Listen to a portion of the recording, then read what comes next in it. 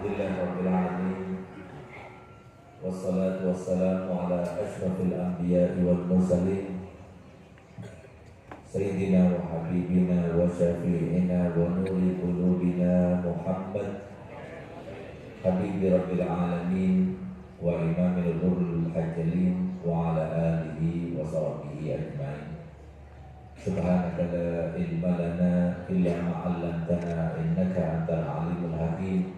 Rabbi shrah li sadri wa yassir li amri wahlul 'uqdatam min lisani yafqahu qawli, amma ba'du.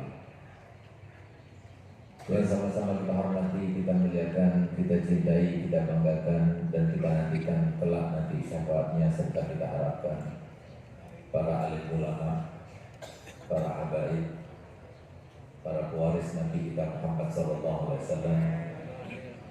yang keberadaan mereka di antara kita menjadi sasaran seputar Nabi kita Muhammad SAW. Apapun yang kita inginkan dapatkan dari diri Nabi kita Muhammad SAW ada di dalam diri para ulama. Kita ingin dapatkan barokahnya Nabi, cari keberkatan tersebut di dalam diri para ulama.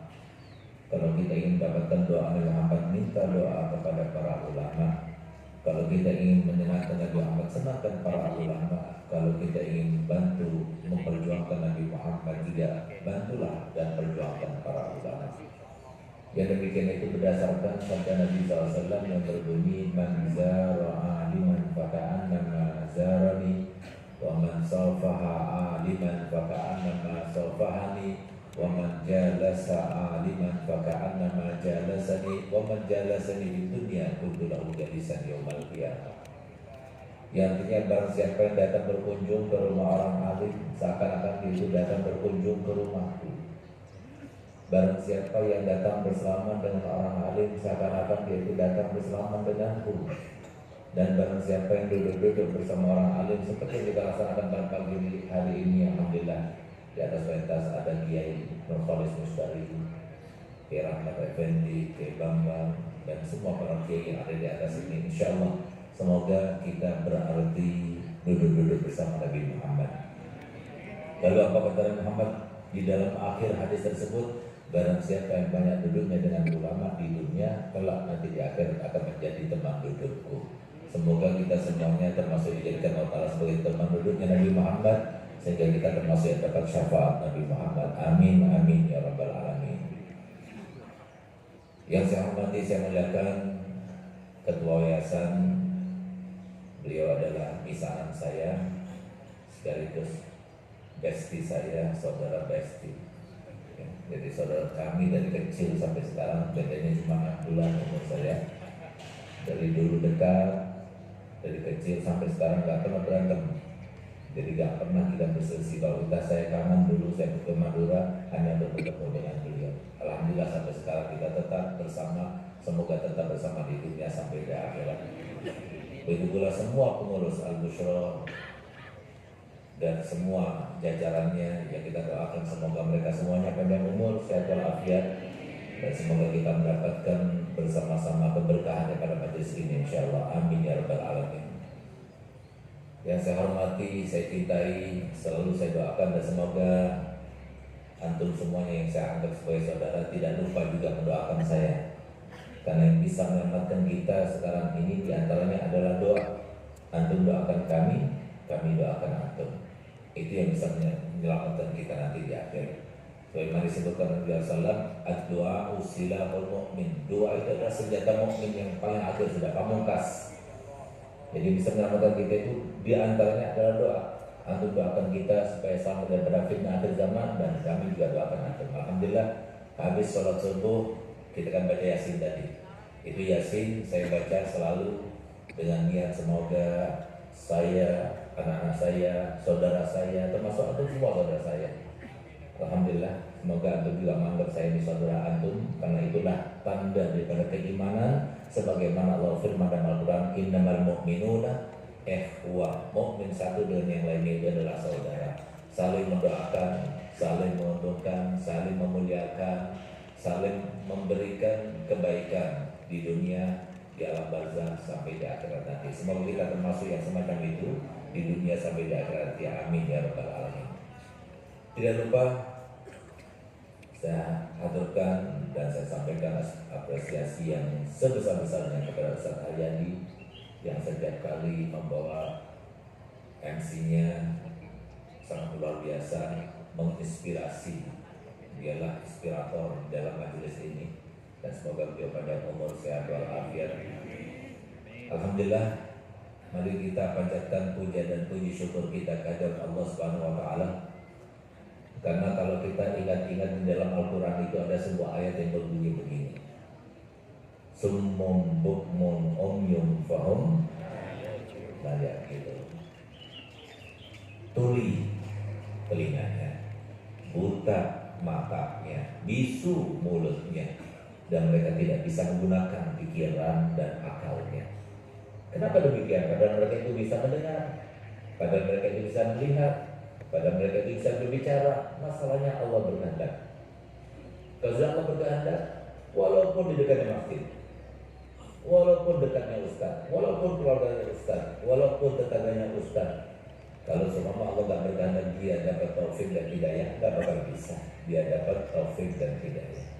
Yang memberikan taufik dan hidayah hanya Allah. Tidak ada seorang pun di antara kita yang hadir dapat ini kecuali karena nikmat daripada Allah. Alhamdulillah, selalu kita bersyukur kepada Allah Ta'ala. Kalau kita akui dari hati kita bahwasanya ini adalah nikmat yang besar daripada Allah Ta'ala. Berapa banyak di masyarakat Bangil ini, masyarakat Pasuruan ini yang tahu dengan majlis ini, tapi mereka tidak bisa datang. Kenapa? Allah yang sengaja menjadikan mereka itu summum bukmun umyum itu loh.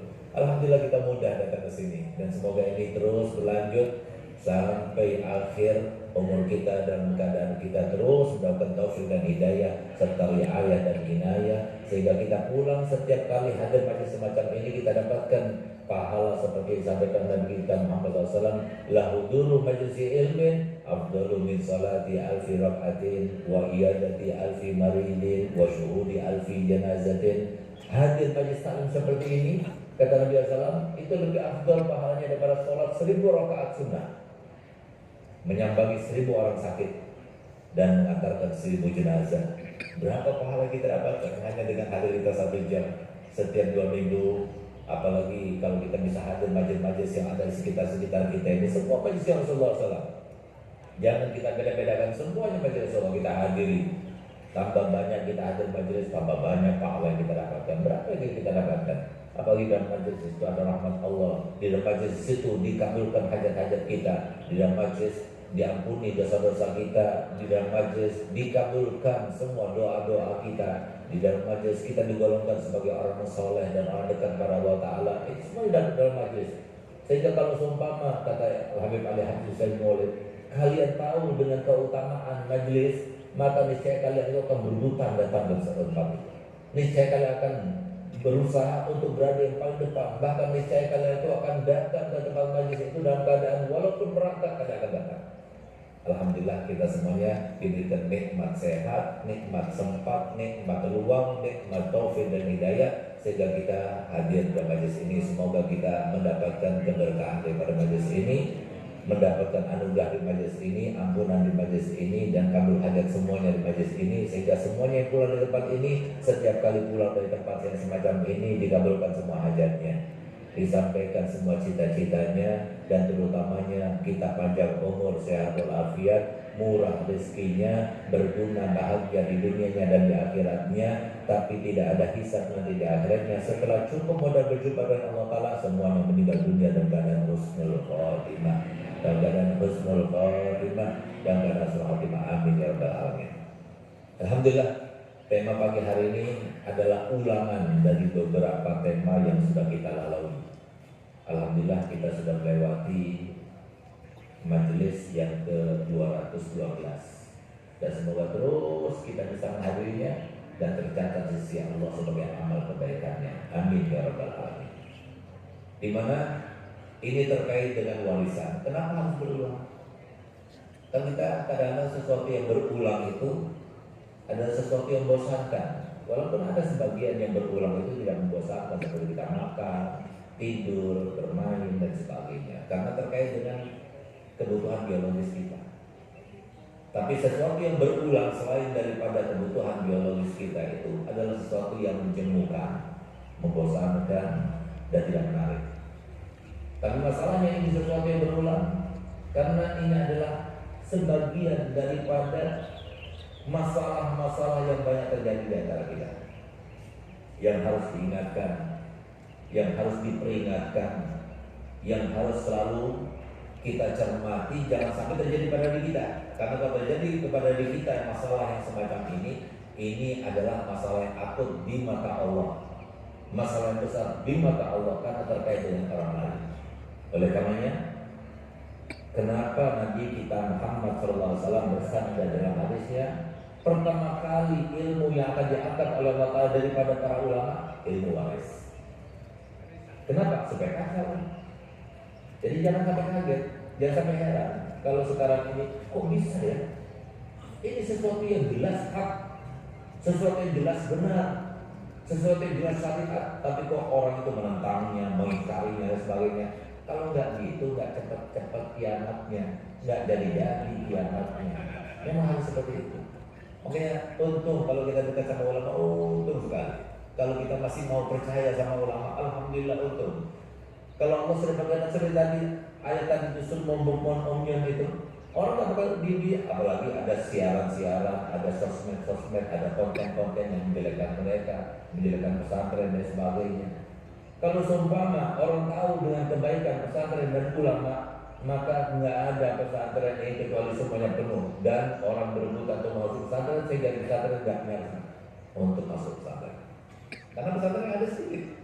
Pesantren di Indonesia ini semuanya, kalau seumpama dipenuhi dan penuh semuanya sesuai dengan kapasitas yang ada, maka cuma bisa memenuhi tempat bagi 15% masyarakat Indonesia. Bayangkan kalau semua mereka itu tahu dengan kedudukan pesantren, kebaikan pesantren, kemuliaan pesantren, keberkahan pesantren, maka yang ada itu bisa nggak ada tempat berebutan dan sebagainya. Tapi alhamdulillah semuanya Allah jadikan semacam ini. Ya semoga kita termasuk yang terus berada dalam kebaikan dan terus menelusuri kebaikan di dunia sampai di akhirat insyaallah. Amin ya rabbal alamin. Masalah waris ini sehingga kemudian di situ ada kata-kata drama. Jangan dibuat drama. Kenapa? Karena terkait dengan Allah. Manusia bisa dibikin sinetron dan suka dengan sinetron, terlalaikan, terabaikan, terbuaikan dengan sinetron, sehingga bisa-bisanya ras terkuat di dunia, perempuan yang gak mudah terpengaruh dengan apapun, tapi kalau sudah lihat sinetron kadang-kadang dia ikut nangis juga, ikut tersenyum juga, ikut tertawa juga dan sebagainya. Itu rasa kuat di dunia, apalagi kita. Artinya apa? Drama, sinetron dibuat, direkayasa dan sebagainya. Itu pula hal-hal yang lain terkait dengan syariah itu bisa dijadikan drama. Yang dipaparkan, yang digambarkan, diutarakan, diungkapkan untuk keluarga, untuk kerabat, untuk tetangga, untuk masyarakat. Oh bisa, kita semuanya bisa. Mau bikin drama apa kita? Semuanya bisa. Sebagaimana kita menonton, kita bisa meniru. Dan budayanya manusia itu suka meniru. Apa yang ada di dalam televisi, yang kita tonton di situ, itu akan bisa kita peragakan dalam kehidupan nyata. Sehingga kenapa perempuan sedikit nangis, senjatanya itu nangis, karena dan awalnya itu dia meniru dari ibunya, dari sahabat perempuannya, dari sinetronnya dan sebagainya. Itu adalah sesuatu yang lumrah di dalam diri manusia seperti itu. Begitu pula bagaimana seorang anak kecil itu tanpa diajari dia bisa begini, dia bisa begitu dan sebagainya. Itu dari awalnya itu pengajaran dan pelajaran itu didapatkan dengan cara otomatis. Apa itu? Ada sifat dalam diri manusia itu sangat mirip. Masalahnya di sini, Allah nggak bisa didramakan, Allah nggak bisa direkayasa. Oleh karena itu, saya cuma ingin memperingatkan di antara yang paling selalu diingat-ingatkan, diwanti-wantikan oleh saya punya Abah Abdul Hasan Baharun kepada putra putrinya. Apa kata beliau? Jangan sampai membuat bekas, jangan sampai membuat sebuah pengaruh, jangan sampai membuat sebuah keadaan di mana keadaan itu adalah keadaan yang buruk. Kenapa? Allah tidak mungkin bisa lupa dan Allah tidak mungkin bisa tidak mengetahui apa yang dalam hati kita. Sehingga Allah Ta'ala berfirman dalam Al-Quran, ya'lamu ma tusirruna wa ma tu'linun. Allah tahu dengan apa yang kalian lakukan secara tampak ataupun kalian lakukan secara tersembunyi. Manusia semua tidak tahu, tapi tetap Allah tahu. Silahkan direkayasa, silahkan didramatisir, tapi ingat Allah Ta'ala sangat tahu itu semuanya. Masalahnya ada sebuah ayat yang selalu akan menjadi sebuah momok buat kita semuanya. Apa itu? Allah Ta'ala firman, in ahsantum li anfusikum wa in asatum falaha.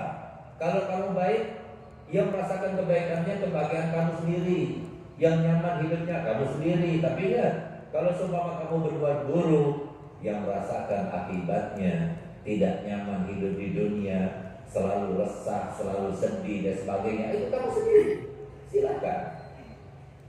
Mau hidup enak, mau hidup nyaman, mau hidup tentram, jangan lakukan dosa, baik kepada Allah maupun Rasulnya. Jangan kita melakukan sebuah rekayasa dan sebagainya. Jangan terlalu banyak mengurusi orang, mengurusi apanya orang. Jangan. Karena akibatnya masalah kita sendiri. Orang yang mengakibatkan orang jadi dongkol, orang jadi tidak suka, apalagi orang itu jadi marah dan sebagainya. Hati-hati yang semacam itu. Itu akan akibatnya akan kembali pada diri kita sendiri, apalagi sampai terkait dengan orang yang sudah meninggal. Hati-hati. Jangan kita itu mengutik-ngutik atau masuk ke dalam pekerjaan, perkataan yang membuat kita itu gelisah sendiri, susah sendiri, sengsara sendiri. Bukan orang lain yang akan mendapatkannya, apalagi sampai membuat konten-konten. Hati-hati. Konten-konten di situ ada membuka aibnya orang. Konten-konten di situ ada fitnah sama orang lain. Konten-konten di situ ada cacian, makian orang lain. Hati-hati. Selama konten itu belum terhapuskan dari pikiran orang, dari hatinya orang, dari sebuah sosmed yang sudah menyebar di dunia, dan bagaimana kita akan menghapusnya? Selama itu pula setiap orang yang mengkonsumsinya, setiap orang yang mengaksesnya, setiap kali itu pula dia mendapatkan dosanya. Tambah lagi dia sedih, tambah lagi dia sengsara. Ngapain? Jangan sampai kita berbuat yang semacam ini. Jauhi. Jangan. Nah, ini termasuk. Jangan direkayasa. Satu-satunya syariat yang Allah sendiri yang menjelaskan secara detail adalah syariat pembagian harta waris. Tidak diserahkan kepada Nabi Muhammad. Sholat Nabi Muhammad menjelaskan, puasa Nabi Muhammad menjelaskan, umrah haji Nabi Muhammad yang memperagakan. Tapi harta waris yang membagikan Allah langsung. Hati-hati kaitannya dengan orang lain yang nantinya akan ada beberapa bahaya. Satu, kalau di situ ada anak yatim.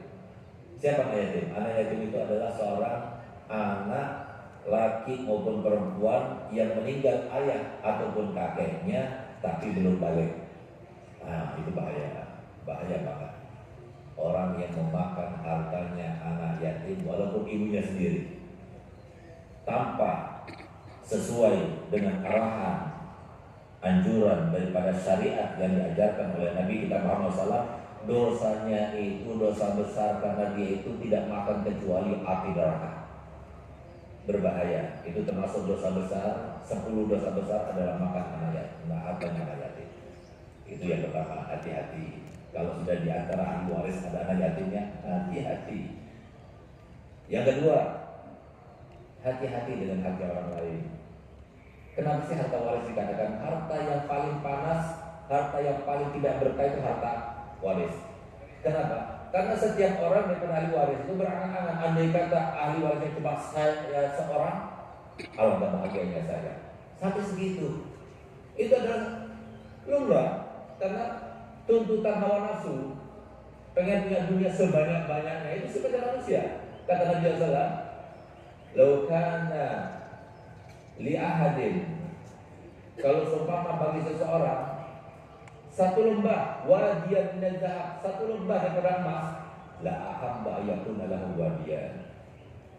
Kalau seumpama seseorang itu ditakdirkan Allah Ta'ala dia punya satu lembah emas, berapa ton itu? Satu lembah. Masih dia itu berharap dalam hatinya, ya Allah, andai kata punya 2 lembah. Kalau seumpama dia ditakdirkan punya 2 lembar, kata Nabi SAW, dia akan berharap punya 3 lembar. Tidak akan menutupi ketamakannya kecuali tanah. Mati baru selesai. Itu sifatnya dunia. Apalagi nggak pernah hadir pengajian. Mereka itu nggak punya benteng untuk melawan bagaimana keinginan hawa nafsu ini tidak terkendalikan. Itu bahayanya. Nah, oleh karenanya hati-hati. Makan haknya orang lain itu berbahaya sekali. Karena itu terkait dosa dengan manusia. Nah, kalau Nabi SAW menjelaskan dosa itu ada 3 macam. Ada dosa tidak diampuni selamanya. Apa itu? Dosa syirik. Yang kedua, ada dosa diampuni oleh Allah jika berganda. Apa itu? Dosa kita sama Allah. Dan ada dosa yang ketiga, dosa yang tidak Allah ampuni kecuali kalau terkait dengan orang yang dilakukan dosa itu memaafkan. Itu dosa terkait dengan hak hukukul adami, haknya manusia. Walaupun Rp1.000 masuk, apalagi lebih daripada Rp1.000, itu tidak akan dibiarkan. Dan masalahnya manusia dengan manusia itu hubungannya berdiri, berlaku, dibangun di atas musyahah. Apa itu musyahah? Perhitungan. Saya di sini dihormati, dimuliakan. Kenapa? Karena saya guru di Al-Bushra. Bagi mereka yang bukan di Al-Bushra, ketemu saya, dia tak menghormati saya, nggak memuliakan saya. Kenapa? Dia nggak tahu saya, nggak pernah bangun kebaikan saya, nggak tahu melihat bagaimana saya termasuk orang baik. Itulah sifat manusia. Kamu baik, aku baik. Kamu nggak baik, aku juga seperti itu. Apalagi aku jahat, saya akan lebih jahat lagi. Itu sifat manusia. Sehingga nanti ia di dunia dia diam. Kenapa? Didramatisir. Ia di dunia dia diam. Kenapa? Dia takut.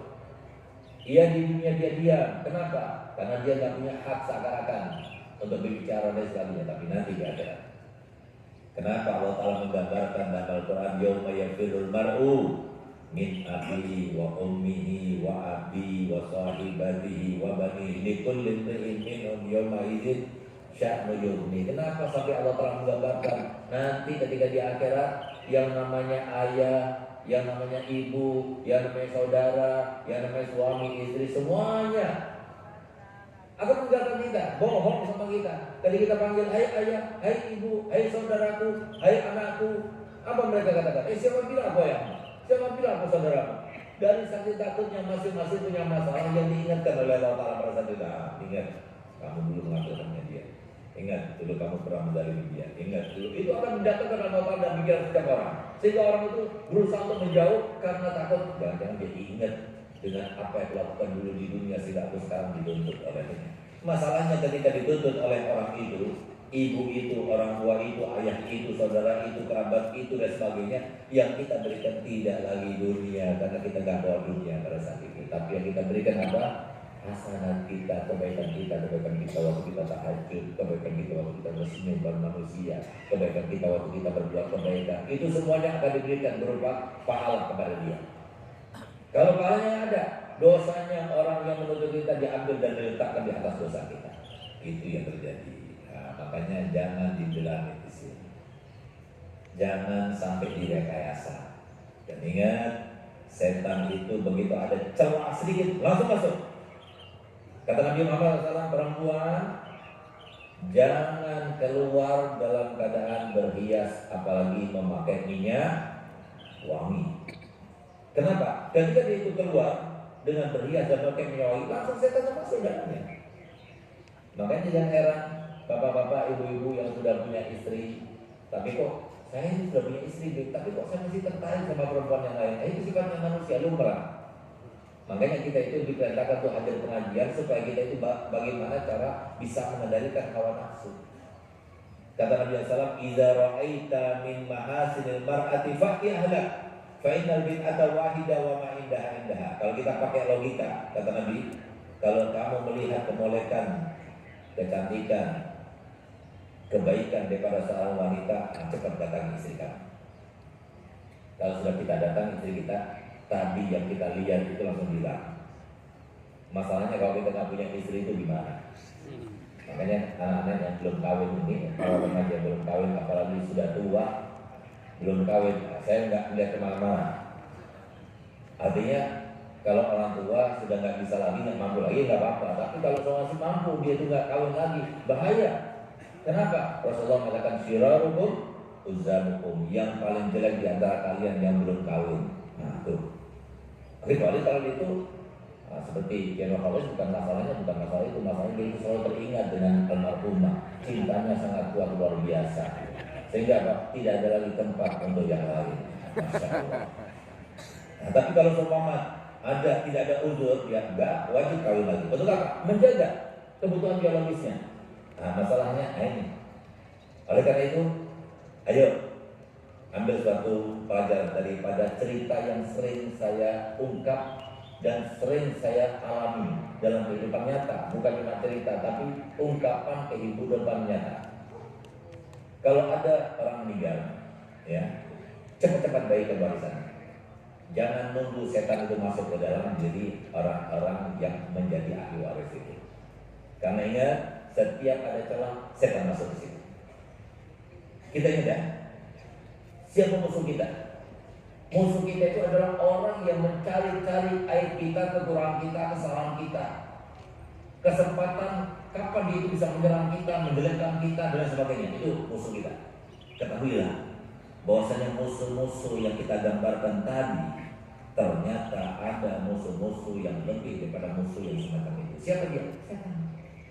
Sehingga Allah Ta'ala mengingatkan kepada kita semuanya, alam ahad ilaikum ya bani adam an la ta'budu innahu lakum aduwwun. Musuh yang sangat jelas. Jadi harus ingat, kalau bisa ditulis di rumah, musuhmu adalah setanmu.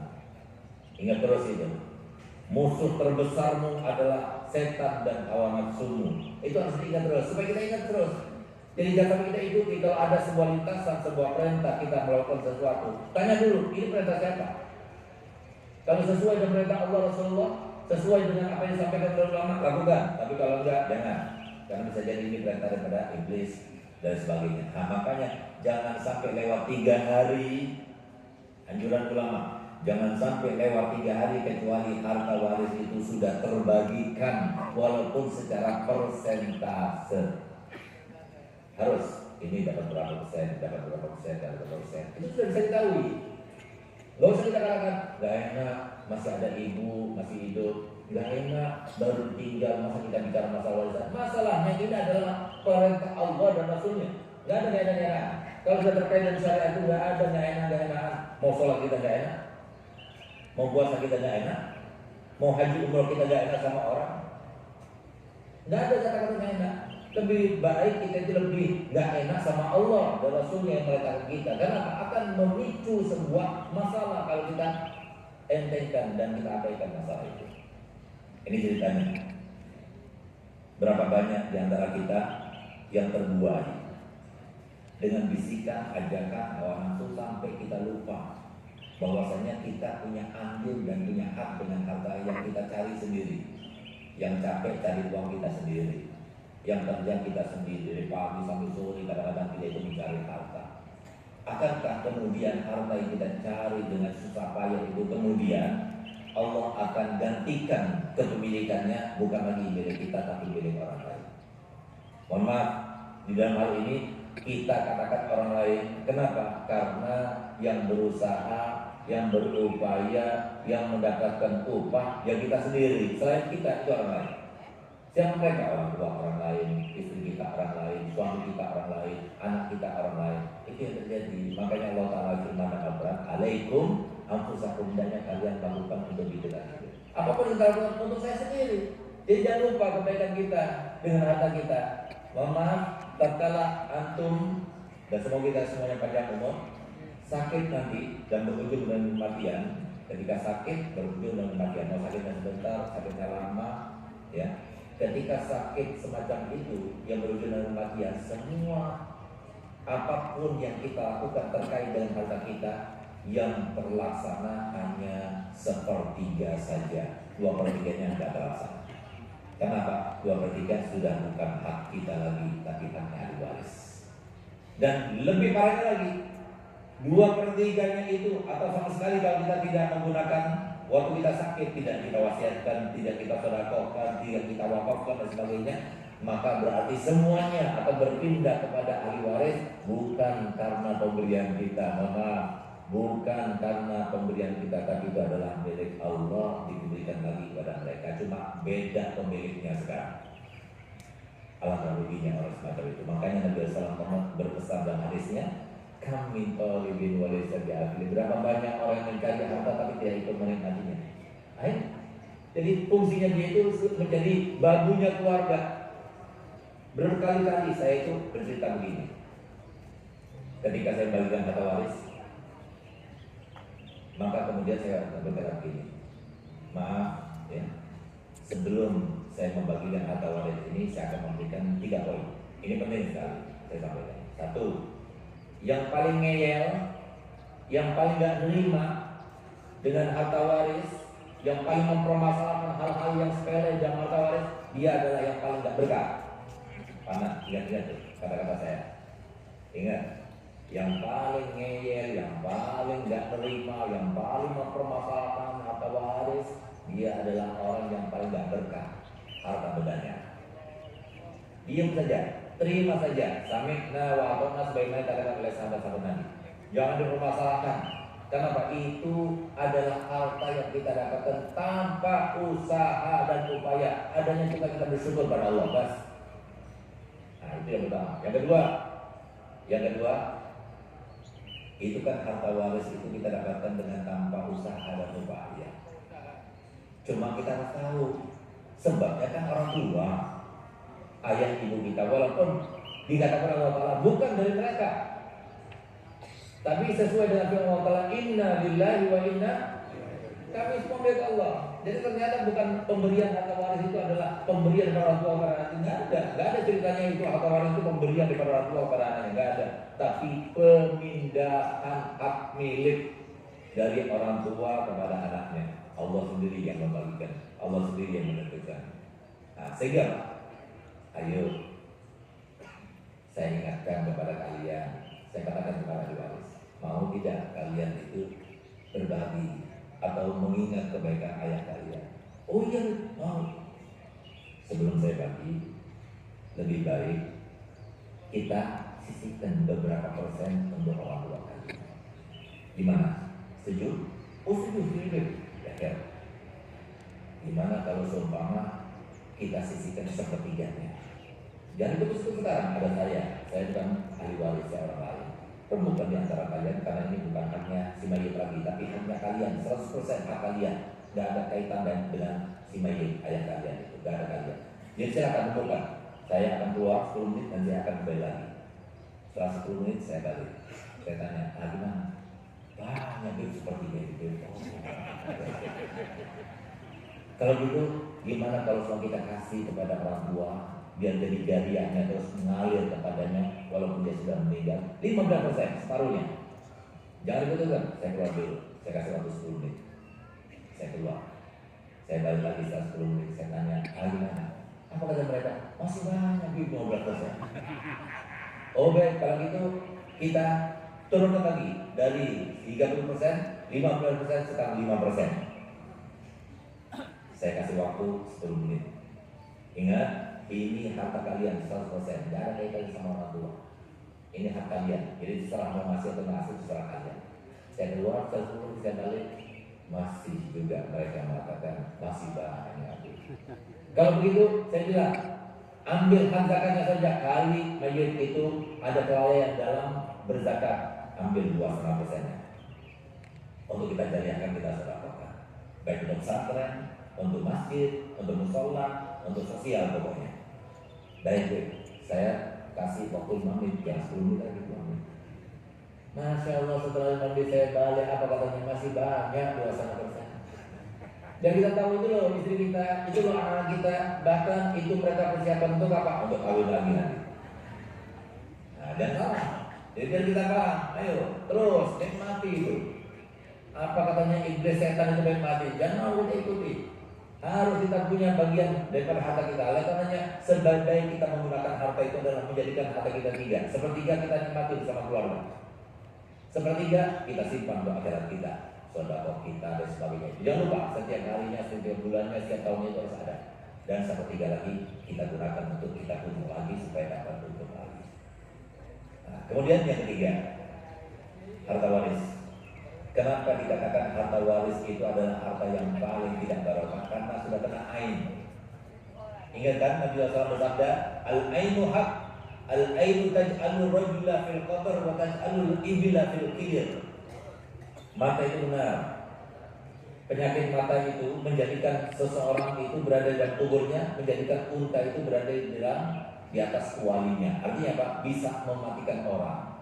Kalau sudah terkait dengan harta benda itu bisa binasa cepat. Jadi oleh karenanya kalau punya harta waris, ya ini sebuah himbauan. Kalau dapat harta waris berupa uang, cepat jadikan barang, jadikan tanah, jadikan rumah, jadi berkah.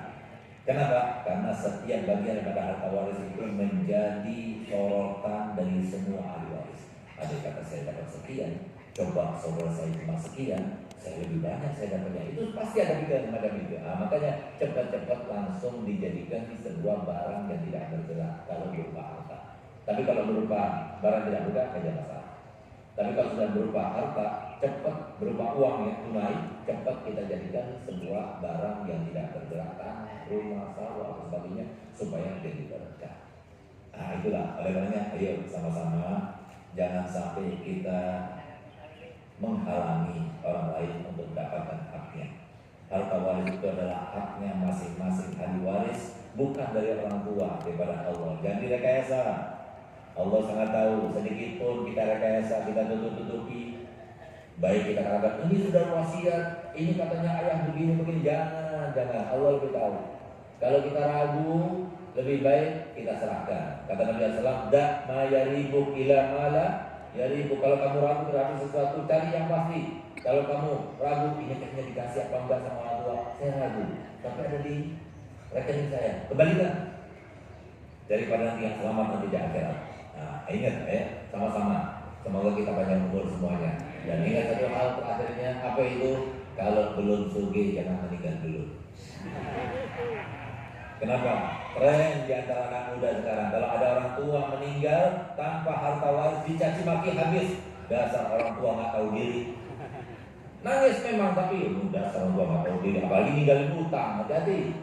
Kenapa begini? Ya, karena kita didik dengan didikan agama. Kalau alhamdulillah kalau berarti kita didik agama, kami masih ingat para tua, kami maklumi dan sebagainya, kami percaya pada Allah SWT. Tapi kalau tidak dididik dengan didikan agama, jangan salahkan kalau anak kita mencaci maki. Makanya sekarang ini untuk sebagai rahmatan kepada anak-anak kita, jangan meninggal kecuali punya harta waris dulu. Semoga kalian semuanya panjang umur, sehat walafiat, banyak harta warisnya, dan harta warisnya dibagikan kepada ahli warisnya tanpa ada sengketa sama sekali. Semuanya berkah hartanya, anak cucu kita semuanya bersatu padu, semuanya akur di dunia sampai di akhirat menjadi orang-orang yang penuh dengan anugerah Allah. Amin ya rabbal alamin.